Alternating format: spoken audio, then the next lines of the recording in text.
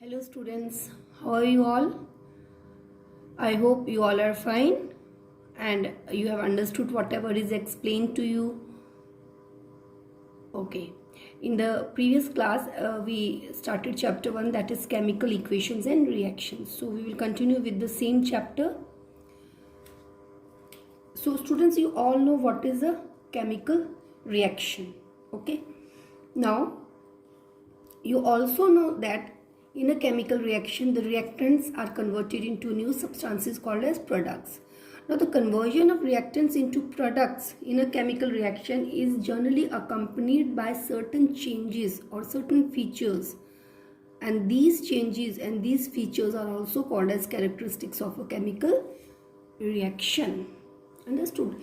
So, just by knowing or observing these features or just by observing these changes, you'll come to know that chemical reaction has taken place or no.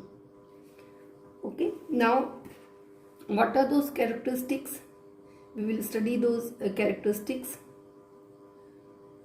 The important characteristics of chemical reactions are, just open your book, page number 2. Here you can see first is this one, change in state. So here the state of the reactants and the products, it changes. For example, you can take the example, this common example. For example, when solid wax that is in the form of a candle is burned, then water vapor and carbon dioxide are formed, which are gaseous. So new substances are formed.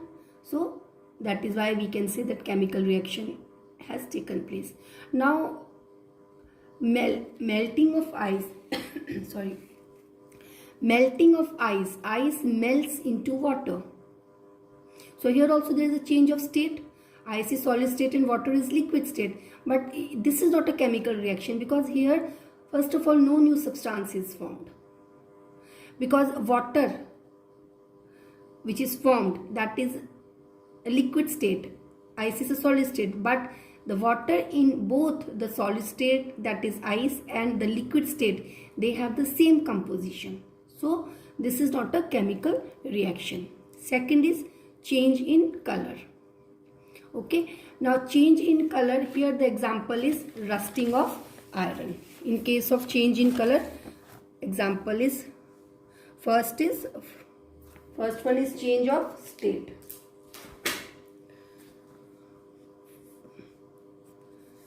Change of state.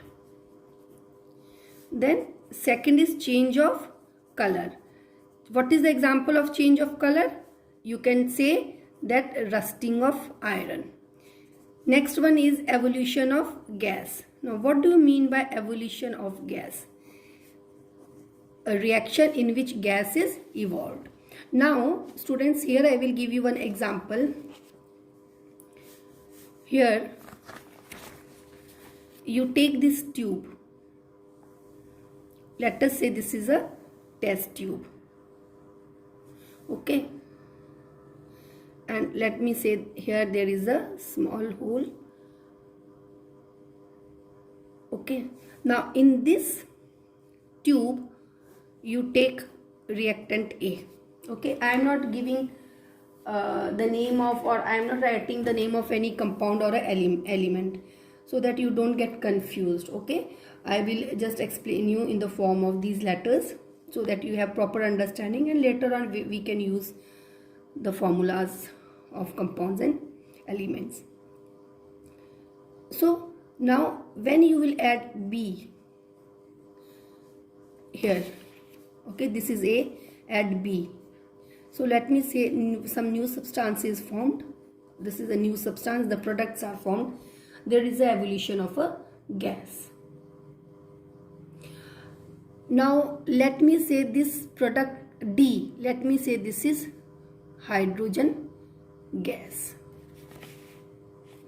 Now what will happen? This reaction will take place, and this D, which is hydrogen, so this gas is formed, and this gas, being gas, it is light, it is released. it comes out from the, or it is evolved, and thereby showing that the chemical reaction has taken place. Now hydrogen, oxygen are colorless gases. Carbon dioxide also tasteless. So you can only feel, or but nitrogen dioxide gas, that is brown colored gas. So in some of the reactions, if you see some brown color gas coming out, it shows, or it means that that gas is nitrogen dioxide. After evolution of a gas, there is another characteristic, that is change in temperature. So if there is change in temperature of a chemical reaction, it shows that if there is change in temperature in a reaction, it shows that it is a chemical reaction. I hope it is clear to everyone. Now, in change in temperature, what happens when water is added to quicklime? Okay, quicklime is one compound. This is the formula of quicklime. Calcium oxide. When water is added to quicklime, calcium hydroxide is formed. Calcium hydroxide is formed. Understood? So these two are the reactants. These two, they react and they form product calcium hydroxide. So what happens? This new product calcium hydroxide is formed, and during the reaction lot of energy is produced, and the reaction mixture becomes hot, and there is change, or there is increase in the temperature. Understood or no? For example, suppose if this is beaker. In this beaker you have taken calcium oxide. First you just put thermometer inside the beaker to check the temperature, and the temperature here is less. Let us say the temperature here is 35 degrees or 37 degrees centigrade. Now here you have taken calcium hydroxide and water is added. So what will happen? The reaction will take place between them, and suddenly you will see, or suddenly you will find that there is increase in the temperature in the thermometer, plus the beaker will become very hot, which shows that due to this reaction lot of heat, which is a form of energy, is generated, and due to which there is also increase in the temperature. So temperature is changed, because initially the temperature was 35 degrees centigrade. Now the temperature is increased. So there is change in the temperature. So it shows that chemical reaction has taken place. And such type of reactions are called as exothermic reaction. Exothermic. Thermal means related to an exothermic reaction in which heat is released. Understood? That is called that is a exothermic reaction. So these are the 4 characteristics which shows that chemical reaction has taken place. I hope it is clear to everyone properly, nicely. Now, what are chemical equations? Students, just refer section 1.1. What are chemical equations? Now students, you have seen in activity 1.1 that magnesium, it burns in oxygen and it forms magnesium oxide. Understood? This you have studied. Now this description of chemical reaction is in a sentence form is quite long. Okay, and it is slightly confusing also, because every time we cannot use the word magnesium oxide or magnesium is formed magnesium. The state of magnesium is solid and oxygen is gaseous form. So this is quite long and also slightly confusing, but same thing can be written in a shorter way also. Okay, and the simplest way to do this is to write in a form of a word equation. To write it in the form of which equation? Word equation. So here what happens in word equation? How you will write? Magnesium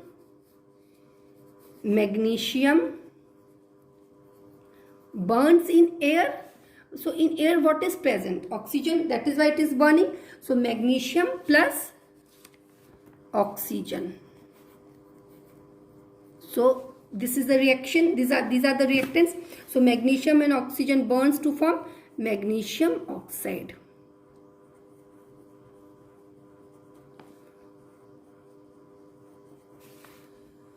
Understood? Now this magnesium and this oxygen, they are reactants, and magnesium oxide, this is product. This arrow this arrow shows the direction of the reaction, chemical reaction. So here the reaction, it takes place this side. Understood? Now the reactants are written on the left hand side. In the center plus sign is written, and the products are written on the right hand side. And the arrowhead points towards the product and shows the direction of the reaction. I hope it is clear to you, all of you. Now in some cases arrow is also given like that. Suppose if this is ice melts to form water. Ice melts to form water. So here ice melts to form water, but water also freezes to form ice. So in this case the arrow, it will show two directions. So here ice melts to form water and water melts to form ice. Understood? So this is this like this. Okay. Now this magnesium, this is the word equation. Now it is written in a form of symbols. So what is the symbol of magnesium? Mg, plus oxygen is O2. Then this is the arrow. This arrow, it shows the direction of the chemical reaction. So chemical reaction always proceeds in this forward direction. So what is formed? Magnesium. This is the symbol of magnesium oxide. So I hope it is clear to everyone nicely. Now this is called as the chemical equation. What is this called? Why it is called as chemical equation? See here. Now this is a chemical equation because it represents chemical reaction in the form of symbols and formulas. So that is why it is called as a chemical equation. Now students, please refer page 3. See, you can see here magnesium plus oxygen gives magnesium oxide. Count, and now you here, if this is the, see here carefully, this is magnesium plus oxygen. It gives you magnesium oxide. Now please count the number of atoms in both the sides of the equation. Okay, this is left hand side, this is right hand side, and you have to count the atoms. Now in magnesium, how many atoms are there in magnesium? In magnesium there 1 atom. How many atoms of oxygen are there? 2. In this case, how many magnesium atoms are present? 1. And how many oxygen atom is present? 1. So in this case here, in the reactant side, the total number of atoms present is 3, and on right hand side the total number of atoms present are 2. So what does it shows? Here total number of atoms are 3, here total number of atoms are 2. So it means that the molecular mass is more on left hand side as compared to right hand side. Okay, so this equation is not balanced. Why this equation is not balanced? Because in order to balance the equation in both the sides, that is the reactant side also, left hand side also, right hand side also, the molecular mass should be same, and molecular mass will be same only if the number of atoms are same. So here the number of atoms, if you see here the number of atoms are only 2, and here the number of atoms are 3. So here this side, okay, if you take this side, the reactants, okay, if you take the right hand side, left hand side. So if you see here there are 3 atoms, here there are 2 atoms, and here there is 1 additional oxygen atom. So don't you think here the molecular mass will be more as compared to that of the products? And how much more? the mass of oxygen atom, because here there is one extra oxygen atom. So this is an unbalanced equation. Okay, equation should be balanced. That is what the law of conservation of mass says, that the mass on both the sides of a equation should be same, should be balanced. I hope it is clear to everyone. So this is an unbalanced equation. So we will do till here, and next we will do in next class. So whatever is explained to you, please revise. Please revise till page number 2, page number 3. Okay. So if you have any doubt, you can clear your doubt in the evening clarification session. Thank you, students.